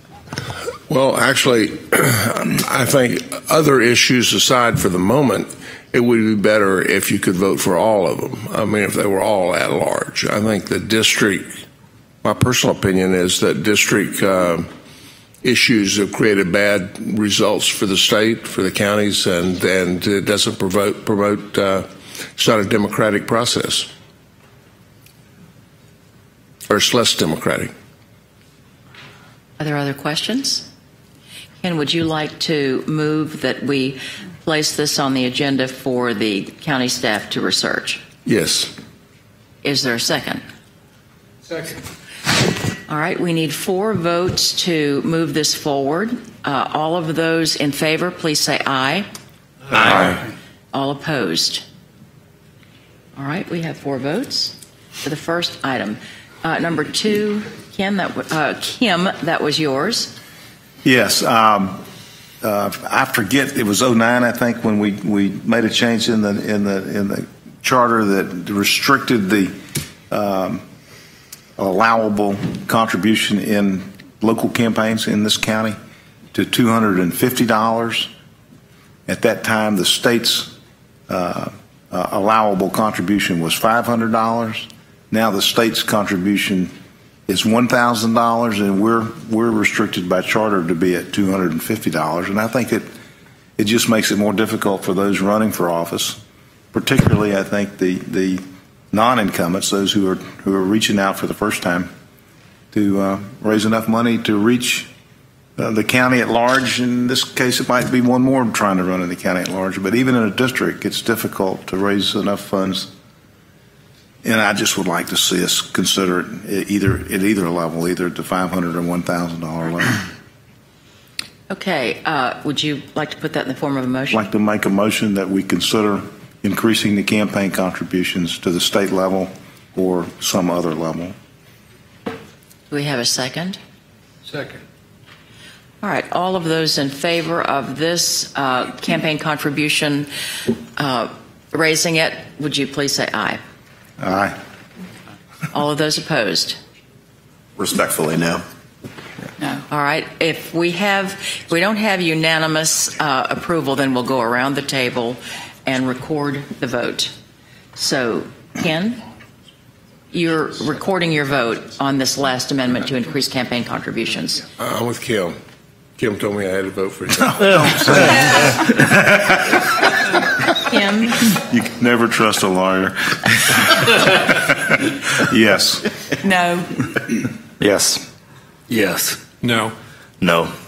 No. Yes. Yes. Yes. We have the required 4 votes to move it ahead and have the county staff research it. The next item, consolidation. Casey, I believe you put that one forward. Yeah, and it's just, I've heard a lot of noise about it from the people in the community, read a lot about it in the media, and heard a lot of public officials make statements saying, the voters should be deciding this issue. And since we're deciding what the voters will be voting on in part, I just put it out there. So. Okay, would you like to put that? And whether that's full consolidation or law enforcement consolidation, it's meant to kind of encapture all that. Are we talking consolidation of government? So just for clarification, to help you all through this, the charter can't effectuate a consolidation. So there is no proposed, per se, there is no proposed charter amendment that can effectuate consolidation. Again, consolidation would have to be approved by a special act of the legislature to place that issue before the voters. So for clarification, however, to Casey's motion, you could, as a side note, something to the board, make an additional recommendation in addition to your proposed charter amendments that the board ought to advance the question to the legislative delegation for consideration of a special bill or something like that. It's just it would be a 2-stepper or a multi-step process. But I just want to provide some clarification that there isn't a proposed charter amendment per se that could effectuate consolidation. So I guess kind of what I have in mind is like something like a resolution, which would give everybody who would be affected by this the opportunity to speak, and then the legislative delegation would actually know how everybody who would be affected by the consolidation, how they voted. I don't understand. There is, I'm picking up on Casey here, and again, this could be one of these things we just bring you all back additional information if it was to go any further. But in listening to Casey a little bit there, the board there's several things you could do, and the board could certainly even ask that the special, that our delegation put even a straw poll. I mean, that kind of goes to where you were going, Casey, to kind of see where the citizens are on the issue. Doesn't have to be binding. Again, I sound a little bit, redundant here. You can't necessarily effectuate that through a proposed charter amendment, but you could make it as a recommendation to the board that, hey, while you all were doing this process, that's something that you all considered and thought that that you could recommend to the board that they pursue further? It's just a way of knowing where the constituents stand on the issue as a whole. I'm sorry, what? It's a means of understanding how all the constituents stand on the issue as a whole. You know, X% approve, X% don't approve. All right, would you like to put that in the form of a motion? I would. Yes, and to clarify, you would propose in your motion that we deliver a resolution to the county commission that they should take it up and then make a decision at the county level as to whether to pursue a special law. And if it gets 4 votes, we can just put it in the proper posture for you all to consider whatever that is. And so that's the motion. Do you have a second? I'll second his motion. I'd like to know more about it, so yes. Okay. And let's do this because this is a public hearing. Let's go around with all of these and let staff take the vote. I think you got one in the queue here, Lee. Yep. Oh, I'm so sorry. Yes, Catherine. Yeah, I'm sorry. This is a time for discussion too, right? Are we? Yes. We're allowed to have discussion on these ideas. Yeah, I appreciate the sentiment very much. However, I do not think that is the charge of this committee. I don't think we are here to get the constituents' view on a topic that we have absolutely no authority to bring about any resolution on whatsoever. If we can't effectuate any change in the county charter, then it's not our topic. And I do appreciate it very much. And I know it's a hot topic in this community. I just don't think it's our charge. Kim. Just for your information, if you ask anybody at this table probably, or if you ask any voters if consolidation is a good idea, I think they all say yes. And I believe in my voting lifetime in Linn County, we have discussed this 7 times and we've voted it down 4. And it always gets in a committee this size or twice this size, and by the time you get through adding everything to it that we all want or taking everything away from it that we don't want, and you put it in writing, nobody likes it. And so for you to find out, your question is how would the electorate view this? I don't think you know until it's in writing, and it's unfortunate because a lot of people are supportive of it, but in reality, you don't really know how everybody thinks until it's condensed to writing at the end of the day. And so, just FYI, that's all. All right. So, other discussion, other questions? Are we ready for the vote? So I'll be doing the roll call in alphabetical order, starting with Reginald Ellis. No. Michael Urick. No. Neil Fleckenstein. No. William Graham. Oh, sorry. That's it. Lee Hinkle. No. Catherine Jones. No. Ken Hart. Yes. Casey Perkins. Yes. Denise Prosser. No. Jay Revel. No. Gordon Thanes. Yes. Ted Thomas. No. Kim Williams. No. You eked it out. No, our motion failed one short. It was 3. Oh, was it 3? 3? Yeah. I thought I counted. Oh, okay. Okay. 3 votes. Okay, then we will move on to Gordon's recommendation. Yeah, yes, ma'am. Thank you. It's loosely I'd call it public standards for CRA expenditures. It's as good a name as any. It basically was a compilation of 3 requirements or 3 things that would have to occur before the county could authorize future county CRA dollars. These would be over and above your current standards. In other words, the county might set a higher standard than what the city has currently. And they would basically be around the idea that any money would have to be for public infrastructure. Could be a parking garage, could be a street, could be a street improvement. But the point is, it had to be something that the public could use, something that was owned by the public, accessible to all the citizens of Leon County, i.e. not a private parking garage for a private development. Secondly, the procurement would have to be or award of the monies would have to be per state statute, where you would have a public either bidding or RFP process. So it could not be a handoff to somebody's good friend without a public process. In other words, it's public standards, it's public tax money you're using, and it should be expended and dealt with in a manner very similar to how other public monies are dealt with. And that's the rough summary of that motion I would put forward. Okay, we have a motion. Is there a second? I'll second it. All right. Any other discussion?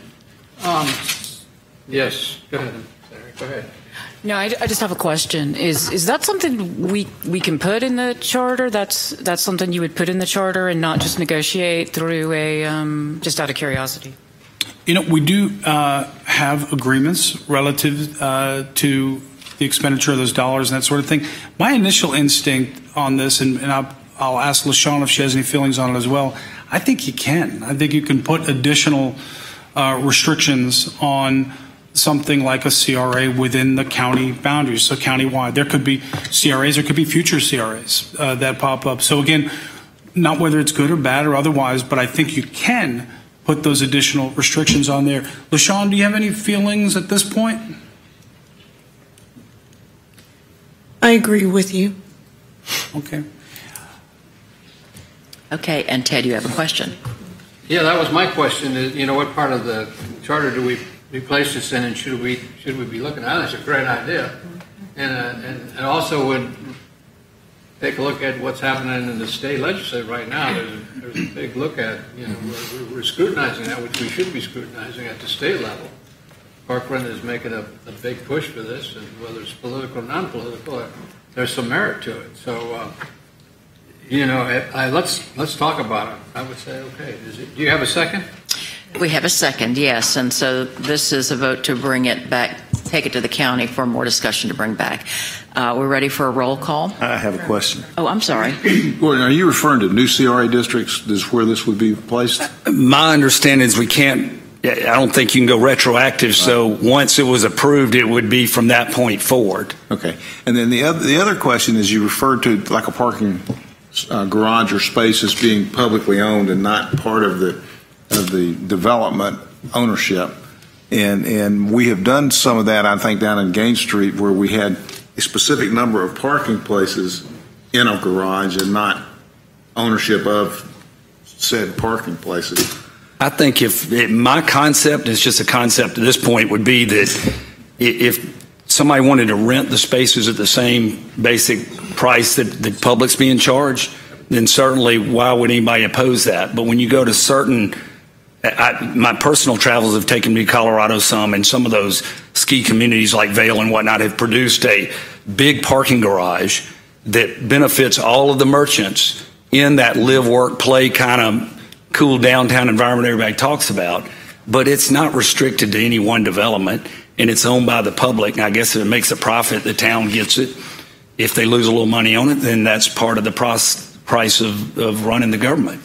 But the point is that I think some of the problems we read about, and these things were meant to be sunsetted and not meant to turn into a bank, yet that's what my perception of what's happening in statewide is, that a lot of these things won't go away and they're being turned into bank, and you're seeing certain communities, I won't name them, hang on to them like you'd think they were almost investing in the money, and it was intended to fight blight and be more of a public thing. So I believe that if the thing and the infrastructure benefits the public and is owned by the public, then a lot of that temptation for a private gain goes away, because the gain is with the county, the government, the people that are paying for it. I got it. So that's my rationale. Can I just to help, I'll try not to do this very much, but just to help out a little bit, LaShawn, I'll come right there, but going to Gordon's point, and again, this is just information for you all, and CRAs, sometimes CRAs do small business loans. Sometimes CRAs fund festivals. Sometimes what I hear Gordon saying, again, the restriction would be public infrastructure, one, and then sort of the process issues that you were talking about. But just to add a little bit there, just to give it a broader context, if it's helpful. Lee, I think LaShawn might have been. I was just seeking clarification, because statutes kind of govern how CRA dollars can be spent and the purview or the parameters in which you can spend those dollars. So are you looking to put in the charter something more stringent than what statute already allows? Or I just want to make sure. Yes, ma'am. It would be a higher standard was the contemplation. Okay. Than the minimum. I mean, I realize that you can't be in conflict with state law, and you're not trying to alter that. You're just saying in Leon County, it's on top of the table. It's public. Mm-hmm. Okay. That's what the point I'm making. I know this requires some more knowledge of developments than I have, but are you thinking that if a development, for example, was going to need so many parking places, you could use CRR money to build them, but the public would own them, but you wouldn't require the developer then to do things that you might build a road or do other things that you might otherwise require?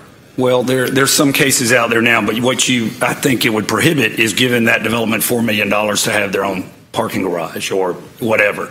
What could be done, let's say hypothetically, Midtown.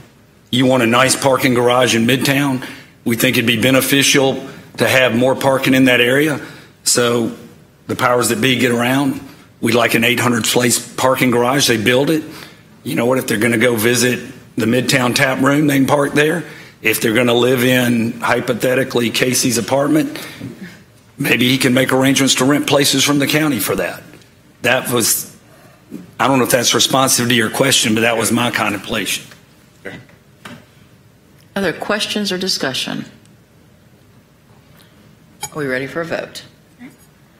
Reginald Ellis, Yes. Michael Urick, Yes. Lee Hinkle, Yes.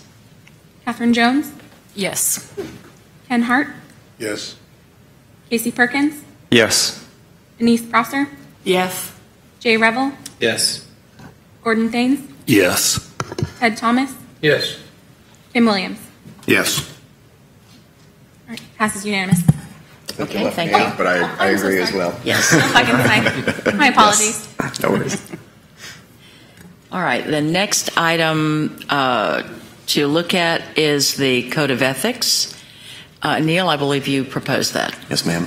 I reviewed our charter and about 15 of the other charters that Vince was nice enough to identify that were out there. I guess from my perspective, the charter outlines the fundamental framework for the administration of the county. And I think first and foremost, it should identify the importance of adhering to standards of ethics and integrity for our elected officials, appointed officials, and all employees of the county.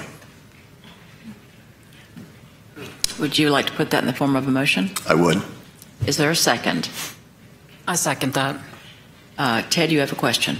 Yes, I do. Don't we have a standard of ethics in the county right now?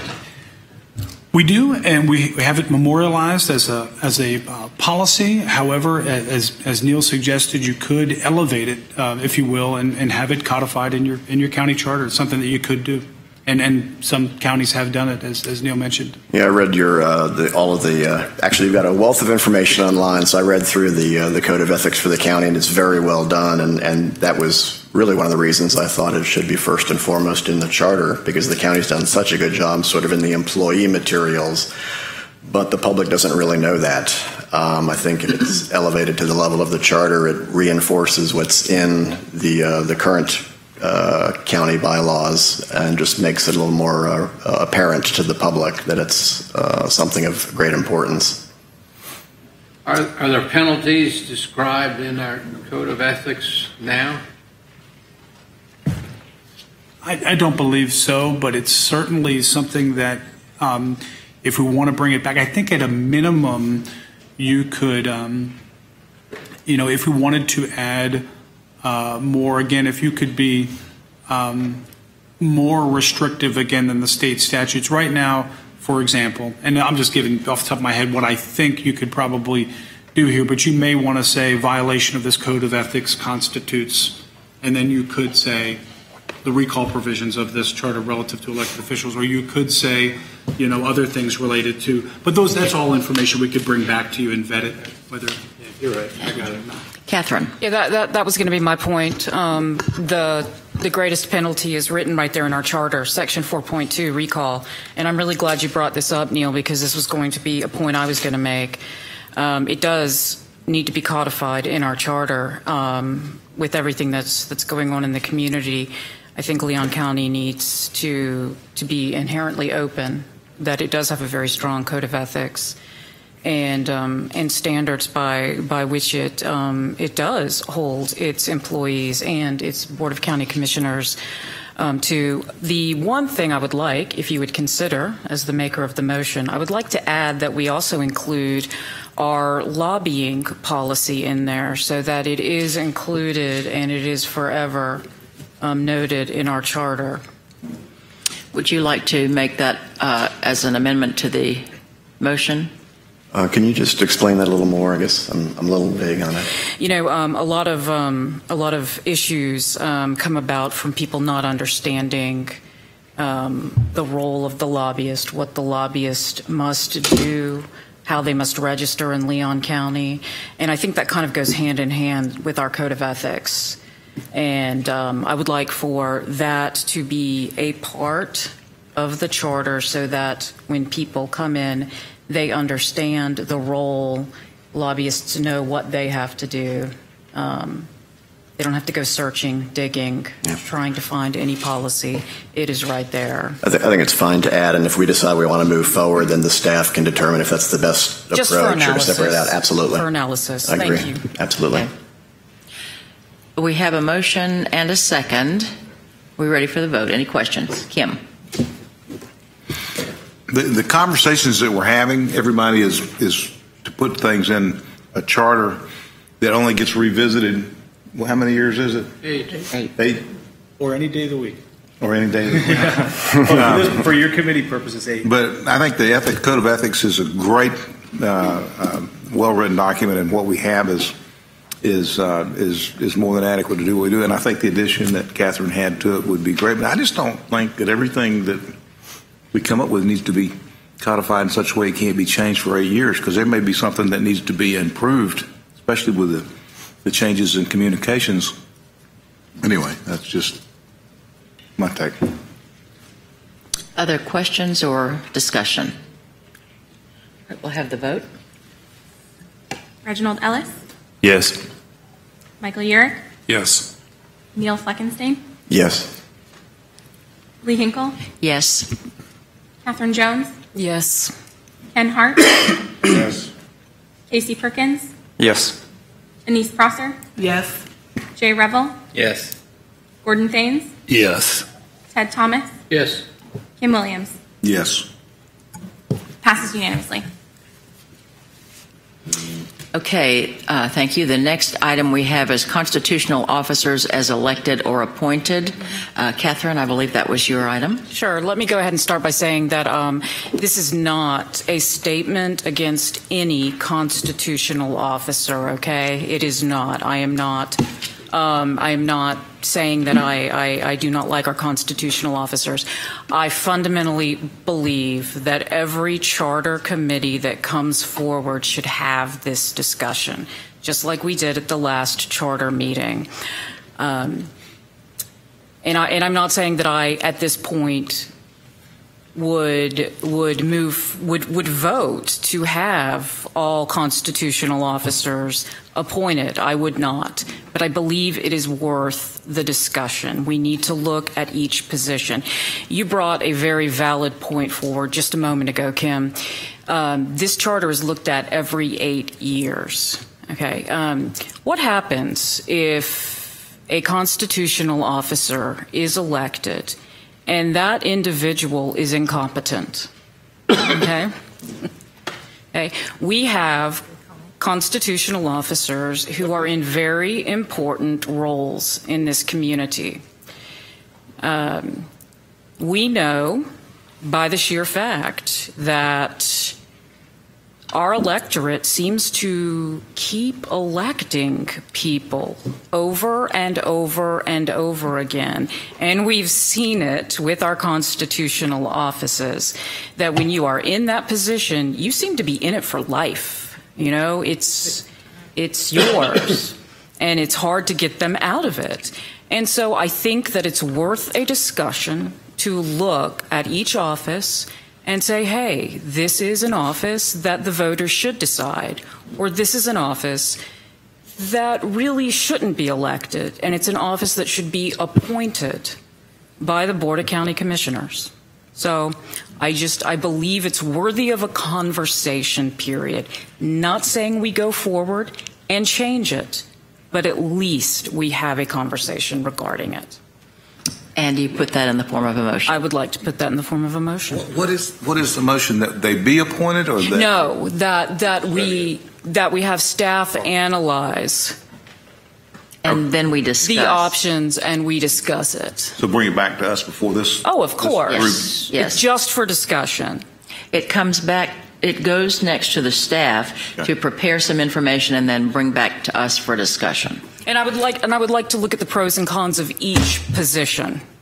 You know, like for instance, I mean, I'm going to say I don't believe the sheriff should ever be appointed, because then you end up with a police office, you know, a chief of police like you do with the city.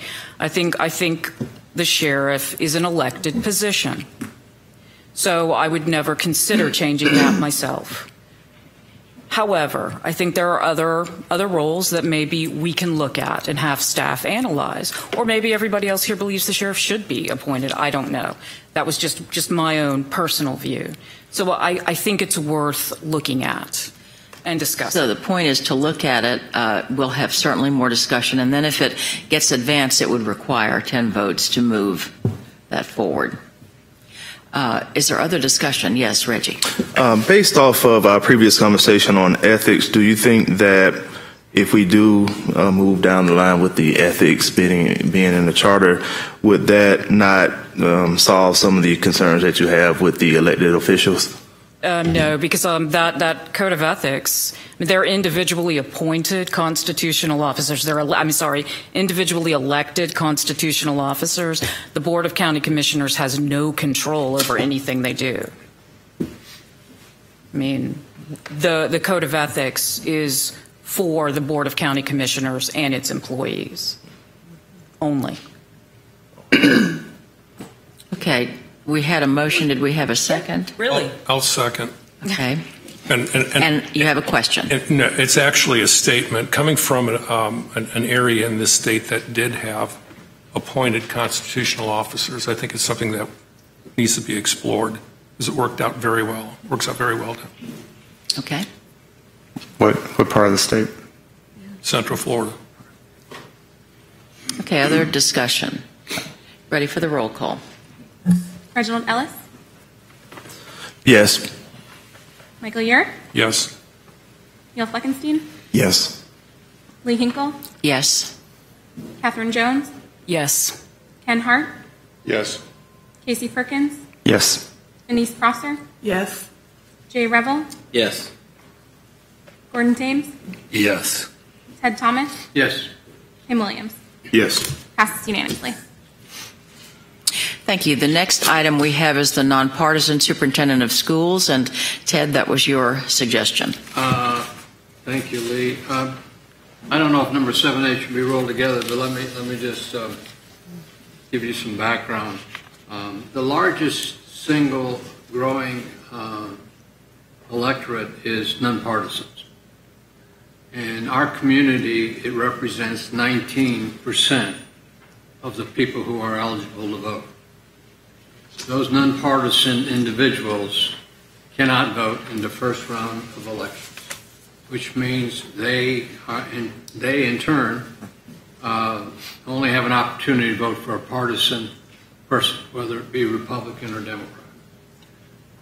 I think this particular position, and I think I'll say the same thing for number 8 on the constitutional officers, I think every individual in this county should be able to pick its school superintendent as well as the constitutional officers.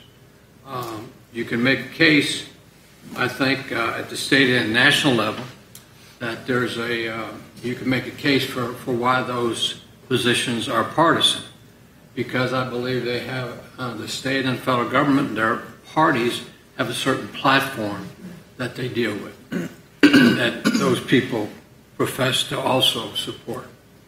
and our constitutional officers and the superintendent of schools, these are local elections. These are local folks that are running on the issues that are important to our community. They're not state-related. They may be in some cases very limitedly state-related, but they certainly have no impact on any state or federal positions. So I recommend that we take a look at it. I know there's some question on the legal front about whether we can talk about school superintendent being part of the charter.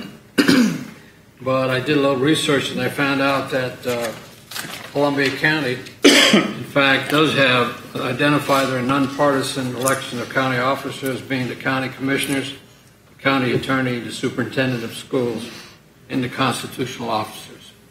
So there is a precedent of sort, be it legal or not legal, in our state. This was passed in 2006 by Columbia County. So I think we need to take a look at it. I think we need to examine it and hopefully come to a favorable conclusion for nonpartisan races at the school superintendent and the constitutional officer. All right, would you like to put that in the form of a motion? Yes, I move that Leon County move to a nonpartisan elections for the school superintendent and all constitutional officers. Second. We have a motion and a second. Is there discussion? Kim? Can you tell me the difference between a nonpartisan election and an open primary? I really can't. I know that there's a lot of discussion about that. I think maybe the difference being is that the folks who are registered at nonpartisan really believe in a nonpartisan position. In an open primary, you're able to cross from over, so could a nonpartisan or no non-party affiliation be able to vote in an open primary? I'm not sure, Kim. I don't know that. An open primary allows people from the opposite party affiliation to vote.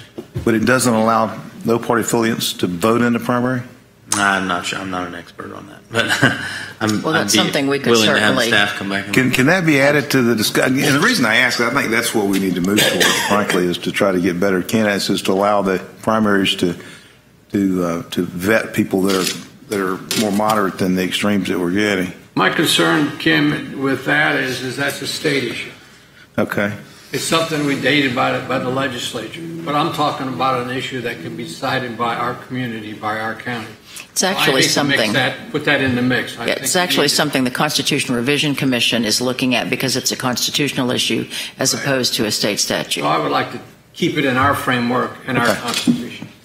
Gordon, you have. My question's related. It may be more for Vince that if you have your current nonpartisan elections, do they not have a primary? No. I mean, is that what we're doing, eliminating the primary, basically? Yeah. No, you have a primary, but you have all people from both the Republicans, Democrats, and non-party affiliation that can vote in that August primary. Anyone, so in a nonpartisan election, that means that the people who are running for the office do not declare for any party. There is no Democratic or Republican primary in a nonpartisan election. It's an open. Top two vote getters in the primary. Correct. Regardless of, right. There are no party affiliation considerations given in that. And is that it could your be question? Structured, Gordon, so that if there's 3 or more candidates, you would have a primary in August or early September. I think that you could also structure it if there's 2 or less, then you go to the general election. That was my question, how it affected the primary process. A lot of those laws pertain to that.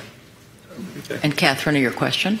Yeah, my question is I appreciate your research, and I recognize Columbia County did it. I just want to confirm that just because Columbia County did it, does that mean it's legal? Are you saying that as somebody from Columbia County? I am. I thought I knew that about you. Did that make you more concerned about the proposal? Yeah, I'm saying. Catherine, that's a very good question. My only answer to that question is it was adopted by the citizens of Columbia County in 2006. Yeah. And 11 years later, it still hasn't been changed. Yeah, I think Ted's right. It's certainly worth, if there's an interest here, it's certainly worth the analysis. Yeah, okay. And so I guess my next question is, if we can do that, I don't care myself. I'm curious why you. I mean, if we can do that for the superintendent, could you do that for the school board? School board is now nonpartisan. Oh, they are? Oh, okay. I didn't. In fact, I forgot to mention that. Thank you. It's in the Constitution. The city of Tallahassee is nonpartisan. Atlanta County is nonpartisan. The school board is nonpartisan. So we could follow the And same supervisor of rules. elections. And everyone will be. Okay. Yeah. And incidentally, just as a side note, I talked with the supervisor of elections in McCulloch County, and they went to nonpartisan in all but the school superintendent race. Don't have a background on why, but they're all nonpartisan, including the sheriff. Okay, any other questions? We're ready for a vote? Reginald Ellis, Yes. Michael Urick, Yes. Neil Fleckenstein, Yes. Lee Hinkle, Yes. Catherine Jones, Yes. Ken Hart, Yes. Casey Perkins, Yes. Anise Prosser, Yes. Jay Revel, Yes. Gordon Thanes, Yes. Ted Thomas, Yes. Kim Williams. Yes. Passes unanimously. Okay, very good. We have about 5 minutes before we need to stop this meeting. Why don't we go through one more issue, Jay's issue number 8, and then we'll stop. And at the next meeting, we'll take up where we left off and finish those items and see if there are any other items that have 4 votes to move forward. And then we'll go into the research by the county staff. Because again, we can continue to add ideas up until the January 11th meeting. So, Jay, would you like to discuss your item? Should probably preface this, probably a fairly close related subject to the item we discussed on number 1. But the thought would be if you're trying to move into a system where you have nonpartisan elections to get more people in the process, and you're trying to get an extra at-large seat to get more people in the electoral process. This is another step where you could, again, try to get more people into the electoral process. Currently, the way our elections work for the district commissioners are the only people who have an opportunity to vote for those commissioners are the people who live in that district. A thought could be that you would have a primary election in which the electors of a district would send their top 2 candidates to the entire county to then choose which commissioner would then represent that district. Does that make sense? But that's a nonpartisan process currently. Mm-hmm. Still would be. But you'd have a primary that's going to be. So currently there's a currently 2 different electorates. You got the full county. Well, so something that's important to know about county commissioners is that if a county commissioner is elected from a district, they serve countywide. You're not elected to serve a district. You're elected from a district, but you are elected to serve countywide. There's a requirement for being elected from that district that you have to live in it. That's correct. All right, we have. I quit. Okay. You're next. I have a question. It's really more for LaShawn probably, but if we are operating under some sort of an agreement with a federal authority to guarantee a minority district, then, or I say guarantee, to have representative districts, pardon my terminology, then if you take that and say, okay, you can pitch your first 2 there, and then we're going to put it to a majority, is that undoing that? Yes. Okay, that's my question. Good question. Yep, great question. Yes. Although staff would bring back analysis to do what you're asking would also require redistricting and things of that nature to comport with laws and standards. And you'd have to, if we went forward with option or the first idea up there, you'd have to do a redistricting as well. Right? Yes. And Mike? That's my point. If under Jay's concept, we would not have to go through redistricting. And all the voters of the county would have equal voice in who's representing them throughout the county commission. I believe that would also be part of Ken's proposal, because if you went to 4 districts and 3 at large, you'd have to redistrict as well. And my intent is not as a either or conversation. You could very well do both. Well, in your, just for a really quick discussion, in your concept, though, we really wouldn't have to undergo item 1 because you would, and you would not be in violation of any federal order. It would be covered under item 8. Potentially. I read what you're. Yeah, I mean you have total. You don't have to redistrict. You just have total population representation at the ballot.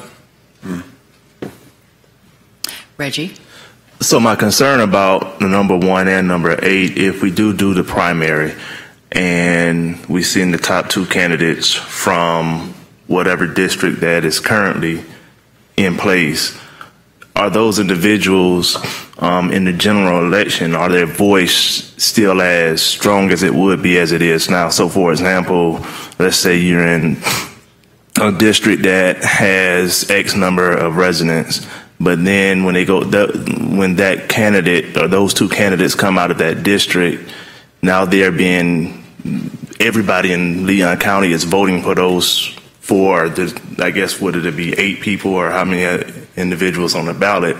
So will they still have the same voice? Will they still have the same power as they would under the system as it is now?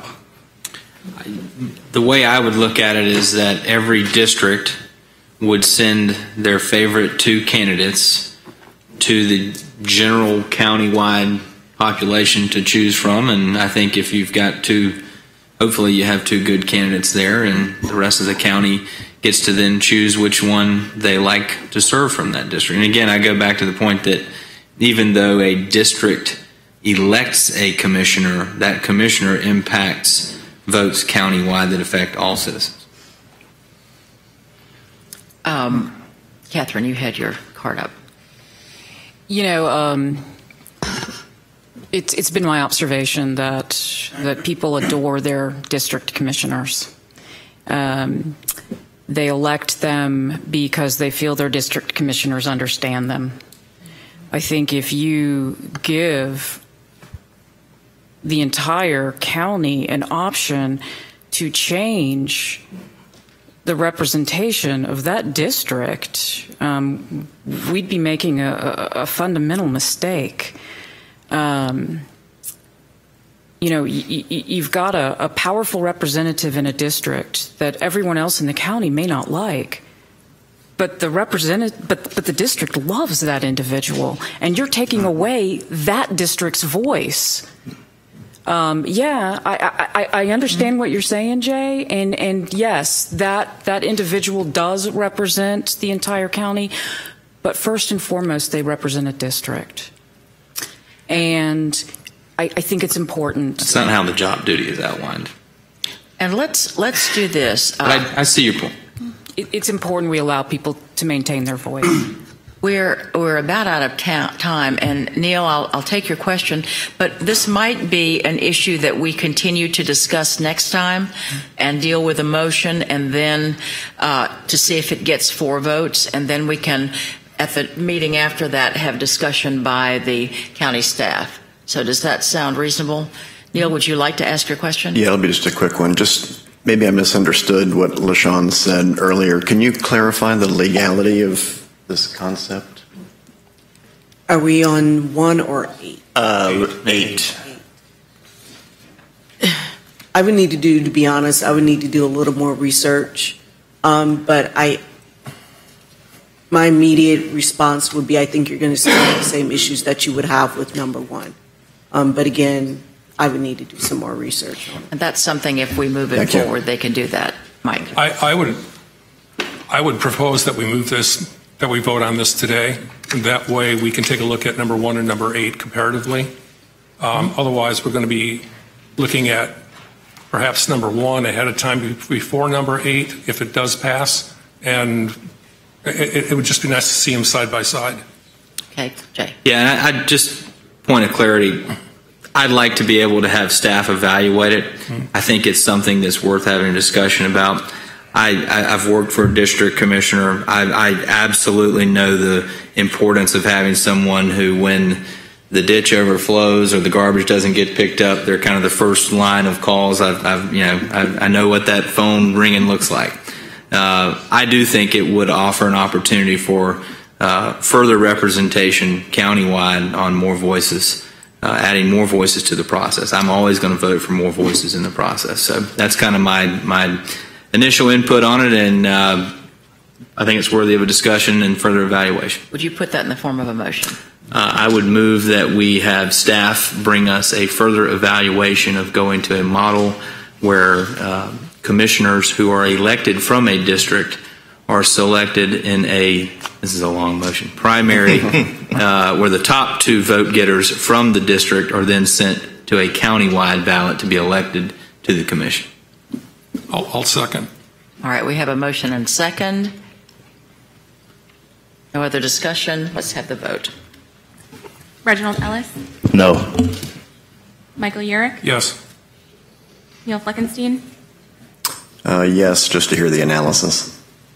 Lee Hinkle, Yes. Catherine Jones, No. Ken Hart, Yes.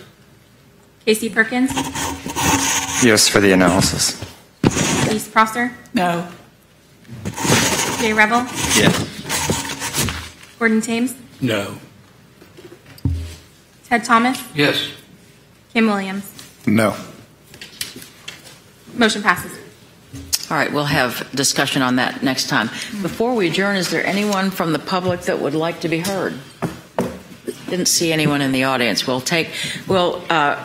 stop a little earlier next time in case we have some people here who want to speak. It's been a busy day. Thank you all so much for your great participation, and I look forward to seeing you next week. And if you have a parking card that needs to be validated, please let Heather know, and she'll. And actually, we will not see you next week. Happy Thanksgiving to all of you.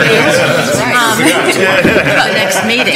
Don't feel obligated to come here on Thanksgiving, but the following Thursday, November 30th, will be your next meeting. Yes, thank you. The meeting is adjourned. I just want to hear the discussion. Wonderful. Great job, Lee. No, How do you work? What do you do there?